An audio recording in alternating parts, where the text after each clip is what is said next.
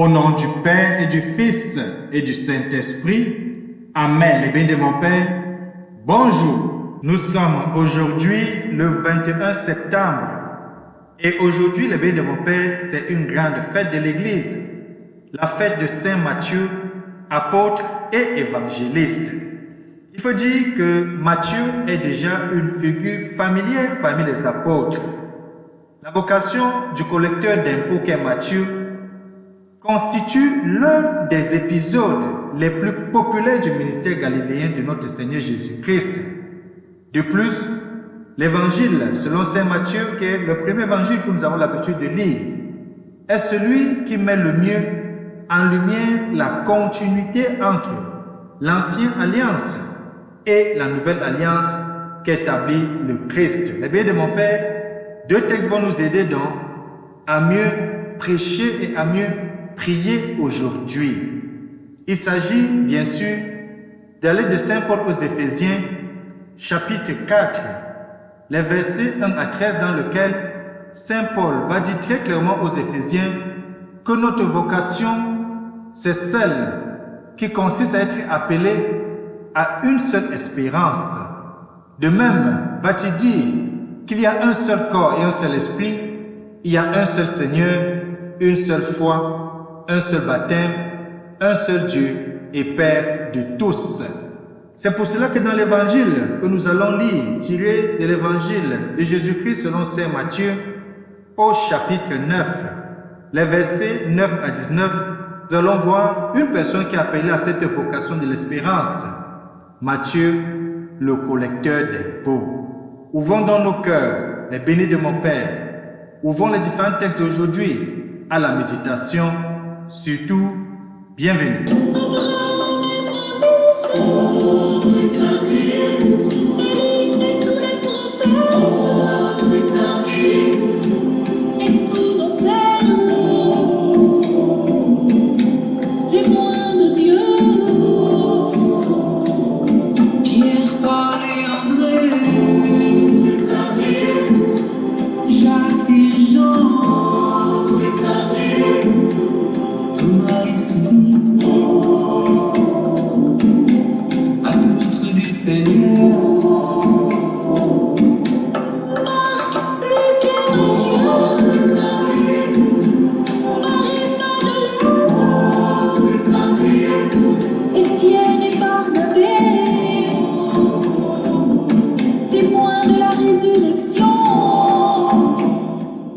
Témoins de la résurrection, priez pour nous, Saint Matthieu, Saint Marc et les autres apôtres.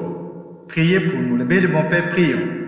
Dans ta miséricorde épuisable, Seigneur, tu as choisi le publicain Matthieu pour en faire un apôtre. Donne-nous par sa prière et à son exemple de suivre le Christ et de nous attacher à lui fermement. Lui qui vit et règne avec toi dans l'unité du Saint-Esprit, Dieu maintenant et pour des siècles des siècles. Amen. Les bénis de mon Père, je vous invite donc chacun à ouvrir sa Bible au texte de Éphésiens chapitre 4 et de lire les versets 1 à 13. Bonne lecture.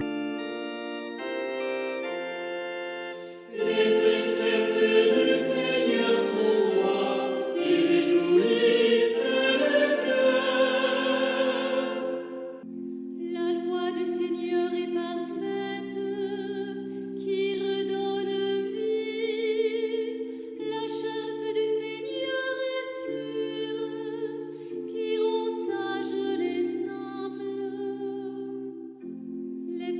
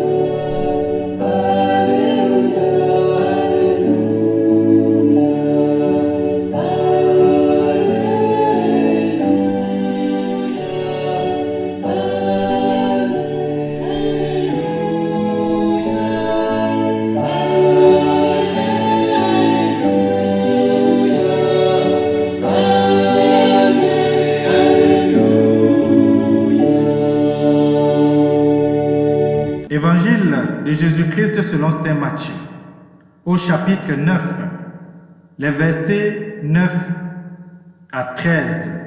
En ce temps-là, Jésus sortit de Capharnaüm et vit en passant un homme du nom de Matthieu, assis à son bureau de collecteur d'impôts. Il lui dit, « Suis-moi ». L'homme se leva et le suivit.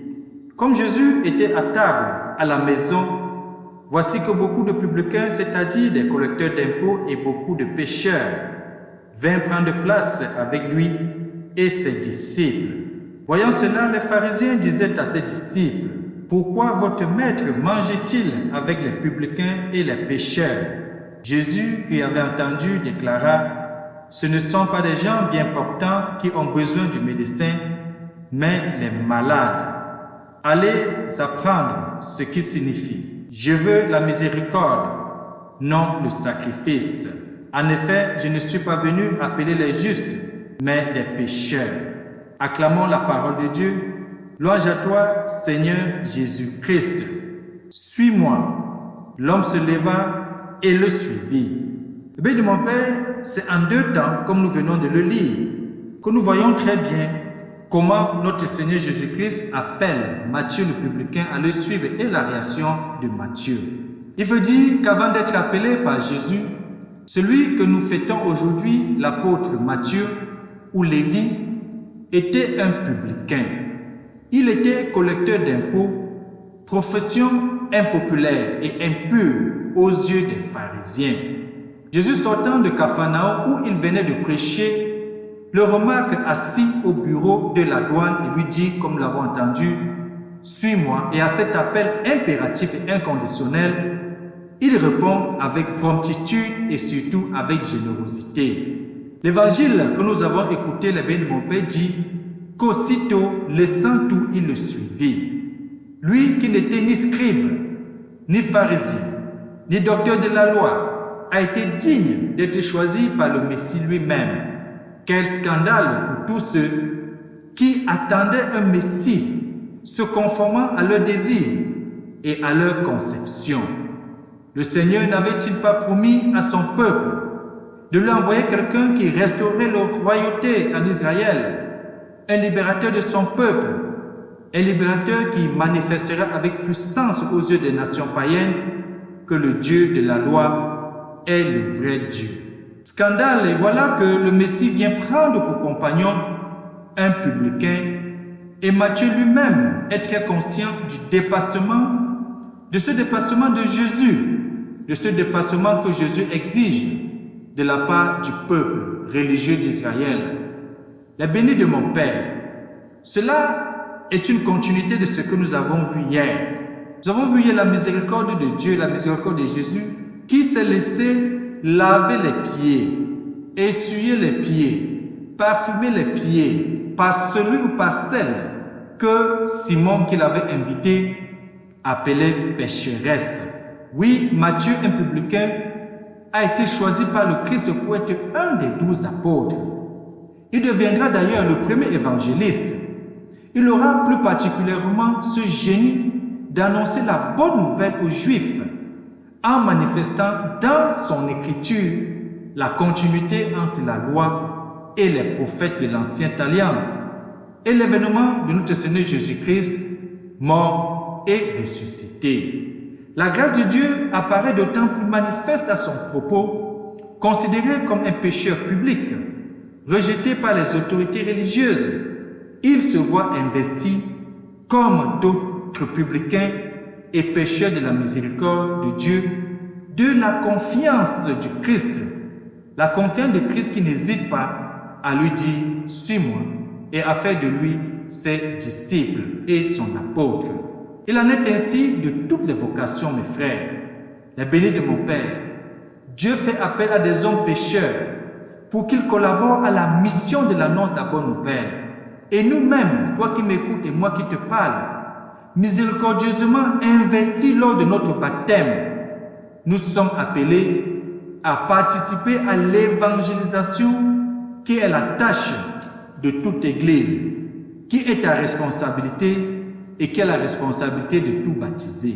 Matthieu donc va propager la bonne nouvelle jusqu'en Éthiopie. Matthieu a lui-même vécu avec ardeur ce dont il témoignait. Il va rester fidèle jusqu'au martyre, jusqu'à donner sa vie pour l'annonce du Christ. Sous le souffle de l'Esprit Saint, il transmet son évangile en y racontant la vie de son maître, la vie de son sauveur, la vie de son rédempteur, la vie de Jésus-Christ, dont lui, Matthieu, avait été le témoin oculaire.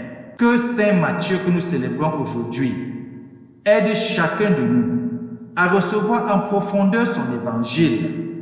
Aujourd'hui, la bénédiction de mon Père, prends en main l'évangile de Matthieu. Relis l'évangile de Matthieu. Lis-le en fond, en comble et vois comment quelqu'un qui vient de loin, qui n'était pas dans la face de Dieu, qui était rejeté par le peuple, qui était considéré par un pécheur, devient celui sur qui le Christ s'appuie, celui que le Christ utilise pour l'annonce de sa parole. Demandons donc la grâce de laisser Jésus régner de plus en plus profondément dans le cœur de chacun de nous, même si nous sommes considérés comme des pécheurs aux yeux du monde, ou si nous-mêmes nous ne nous sentons pas dignes de rencontrer Dieu face à face. Et que Dieu Tout-Puissant nous bénisse et nous garde, lui qui est Père, Fils et Saint-Esprit. Amen. Bonne fête à tous les Matthieu.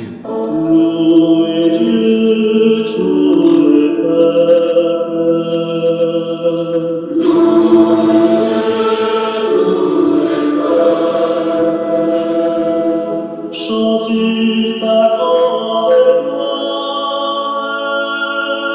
Chante sa grande gloire.